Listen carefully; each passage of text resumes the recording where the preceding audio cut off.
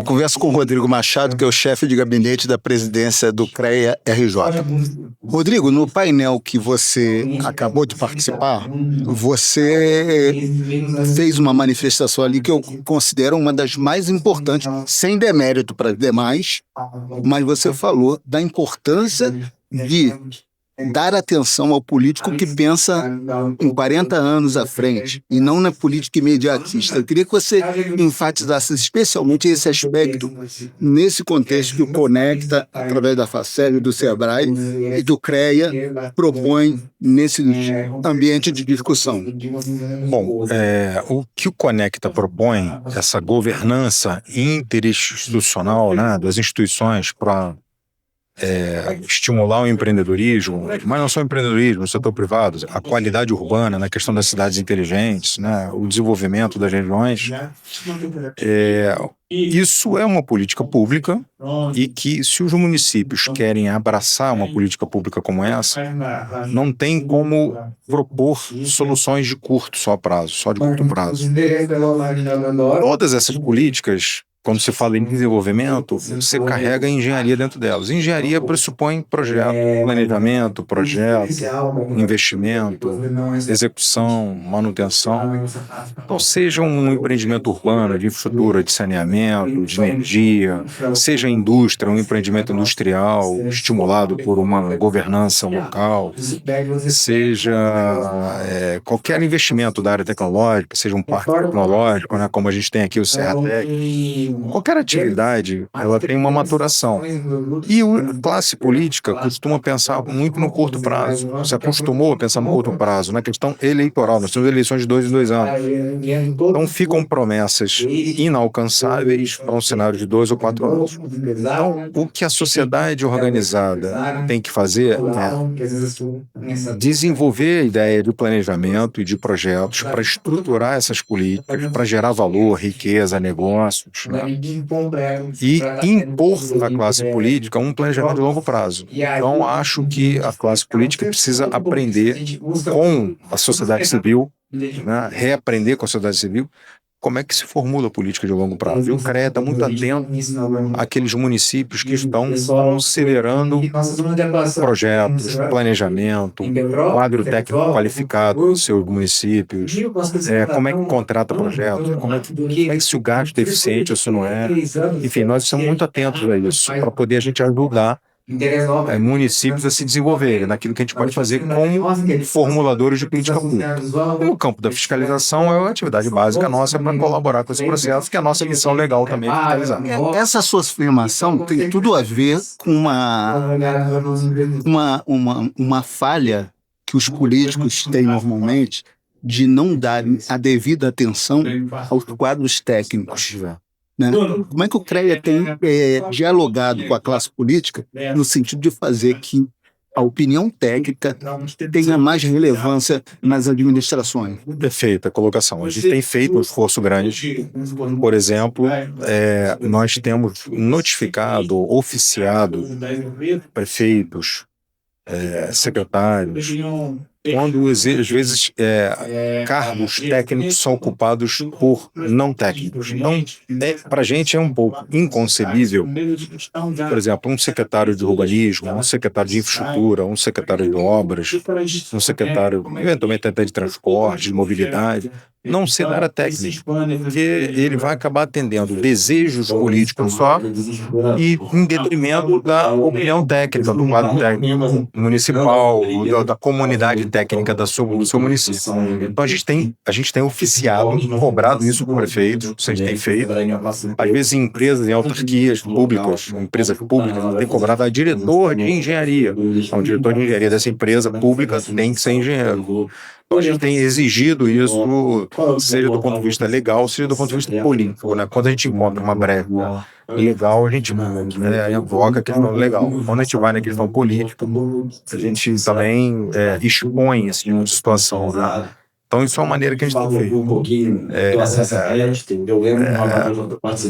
E temos também impugnado editais de concursos públicos que não chamam o CREA para participar da elaboração do edital, na questão dos cargos, salários, que está na Constituição Estadual, o artigo 77, que para profissões regulamentadas, os editais de concursos públicos das prefeituras são obrigadas, as prefeituras são obrigadas, os órgãos públicos, a consultar os conselhos profissionais na elaboração daquelas funções, atribuições daquele cargo horário, remuneração, porque a gente disciplina essa atividade técnica.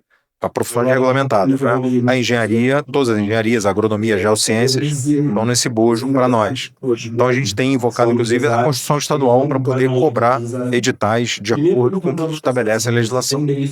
Na atual conjuntura, a expressão geociência tem sido muito presente no diálogo do CREA-RJ com a sociedade. Eu queria que você falasse sobre geociências. Sim. As geociências envolvem toda a gestão do território, onde você fala geografia, cartografia, agrimensura. Então nós temos, por exemplo, uma Câmara de Agrimensura que trata do exercício da atividade nessas áreas.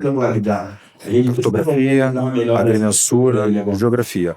Tem no campo geotécnico a questão da geologia, das minas, né? Quando você tem, às vezes, as encostas, é o caso, por exemplo, de Petrópolis, você tem um trabalho de biotecnia a ser feito, que é muito aquela atividade de geociência aplicada à questão urbana, né? Você tem a questão da meteorologia, que trata da questão do clima. Então, são disciplinas, tem a questão da agronomia também, que trata da produção agrícola. Então são disciplinas dos campos da engenharia, e agora os geofísicos, que acabaram de ser regulamentados pelo sistema, que trabalham na questão do petróleo, mineração. Os geofísicos agora podem se registrar também no CREA, né? Acabaram de obter a regulamentação deles. Então, é um conjunto de competências, de formações, de profissões que estão no cerne também da formação de riqueza do país, seja na mineração, seja na produção urbana, seja na questão climática, para poder estudar fenômenos para produção agrícola, por exemplo. Então, a gente também dá muita atenção a esse campo de conhecimento. Agora, Rodrigo, uma coisa que não é muito comum em termos de administração pública está acontecendo na obra da Serra das Araras, que o que se comenta é que ela deverá ser entregue antes do tempo. Como é que o CREA entende uma situação como essa que é incomum em termos de obra pública no Brasil? Nós tivemos a oportunidade de visitar, a diretoria do CREA esteve lá em loco visitando ano passado, fez uma visita técnica junto com a Câmara lá de Engenharia Civil. E a percepção dos gestores lá do CREA é que você tem uma qualidade de projeto muito bom, né? Foi contratado uma qualidade de projeto muito bom, os recursos parece que estão disponíveis, né? Está sendo financiado também ali, com agentes de fomento ali, acho que BNDES, se eu não me engano, mas tem ali uma qualidade de projeto. Quando você tem uma qualidade de projeto bom, você consegue uma execução mais eficaz. Então isso é uma coisa importante que norteia todo o nosso debate sobre obras públicas. Sem projeto executivo de qualidade, você vai ter dificuldade de implementar as obras públicas dentro do prazo, dentro do orçamento previsto, né, com o escopo previsto. Nesse contexto, qual a importância de um evento como o Conecta, promovido pela FACERN e pelo SEBRAE? Bom, a gente entende que boa parte dos empreendedores locais, microempreendedores, micro e pequenas empresas, estão direta ou indiretamente ligados a setores da engenharia. Então o CREA entende que colaborar com a governança, com essa integração de instituições para apontar políticas que colaborem para a atividade empreendedora, seja na formação, seja no fomento, seja na rodadas de negócios, como acontece aqui. Nossa base cadastral hoje são 120 mil profissionais e 25 mil empresas no estado. Na região serrana, são anotados cerca de 3 mil ARDs por mês. Isso significa 3 mil contratos ligados à engenharia. Então, é uma base importante para a gente, a região serrana. Nós participamos de todas as edições do Conecta, somos parceiros desde 2025, parceiros esse ano, e assim, enquanto acontecer o projeto, nós estaremos fazendo essa parceria, porque a gente acha importante para posicionar a engenharia dentro do setor produtivo. A engenharia é um setor essencial para a sociedade. Sim, ela é responsável, há indicadores variáveis, né, mas falam-se entre 40% e 60% do PIB, direto ou indiretamente. Só o campo, o agro produz, né? Você tem a indústria, que é importante, você tem a produção urbana, você tem energia, telecom, construção civil. Então, assim, se pegar todos os setores, se pegar todos os setores, isso dá aí cerca de 60% do PIB. Então, qualquer política pública tem que considerar as atividades da engenharia como parte daquele processo produtivo. Então, para concluir, muito recentemente, o Brasil começou a discutir o conceito de cidades resilientes. Qual a importância da engenharia nesse sentido? Então, como eu disse no painel, cidades inteligentes, sustentabilidade resiliente, tem várias camadas. Então, você tem uma camada tecnológica, que é muito associada, né? Sinais inteligentes, estacionamento inteligente, zona azul, gestão de tráfego, modais de mobilidade integrada, tem tudo isso. Mas tem também uma camada de governança, como se colocou aqui, né? Não adianta iniciativas, por exemplo, o CREA fiscaliza a construção civil, por exemplo, que é a produção, né, da cidade, né? Ou outras atividades de engenharia associadas. A prefeitura também fiscaliza a atividade econômica porque ela cobra tributos. Por que essas fiscalizações não podem andar conjuntas? E a fiscalização ambiental também, já que boa parte dessa atividade gera uma questão ambiental. Então, convertir com essas atividades gera eficiência para os órgãos e eficiência para o cidadão. Por quê? Porque ele vai ter uma cidade mais planejada, controlada, fiscalizada. Em tese, ele vai ter uma cidade. Então, tem uma camada de governança que é importante. E a terceira camada é a camada dos projetos.